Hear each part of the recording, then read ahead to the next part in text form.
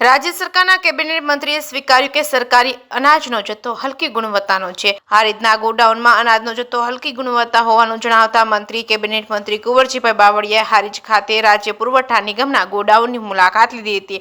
અનાજનો જથ્થો હલકી ગુણવત્તાનો છે તેવું કુંવરજીભાઈ બાવળિયાએ જણાવ્યું હતું। નિગમના અધિકારીઓને ધ્યાન પર મૂકી હલકી ગુણવત્તાનો જથ્થો વિતરણ નહીં કરાય। હલકી ગુણવત્તાના અનાજના જથ્થાને સરકાર પરત લઈ સ્ટોકમાં મૂકી દેવાશે તેવું મંત્રીએ જણાવ્યું હતું। ઈ લાભાર્થી યોજનાથી કોઈ વંચિત ન રહે તે માટે સૂચના। મંત્રીએ જિલ્લા પુરવઠા અધિકારી પાસેથી અનાજ વિતરણ વ્યવસ્થા અને ઈ કેવાયસી અંગે વિગતો મેળવી છે। જે કેસની ગુજરાતી સાથે મનુ ઠક્કર, રાધનપુર।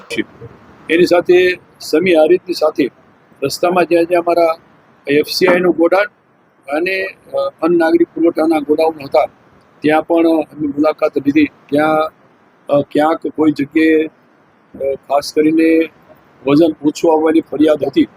અમે સમભરતી અમારી જાતે ચેક કર્યું છે। જ્યાં જ્યાં કટાવો હતા ત્યાં અનાજ એટલે ઘઉં અને ચોખા એ બંને કટાવો અમે અમારી જાતે વજન કરીને જોયું।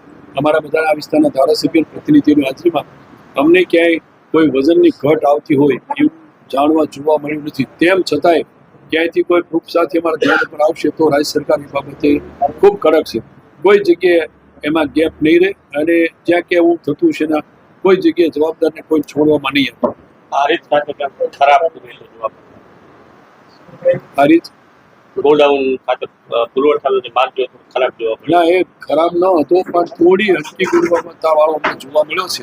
એ અમે ચોક્કસ અમારા નિગમના અધિકારીઓનું ધ્યાન ઉપર મૂકીને અમારા અગ્ર સચિવ અને રાજ્ય સરકારમાંથી જ્યાં જ્યાં સપ્લાય થયો છે એને ગુણવત્તા હલકી દેખાશે ચોક્કસ વિતરણ નહીં કરીએ અને એ સ્ટોકમાં મૂકીને એને પરત કરશું।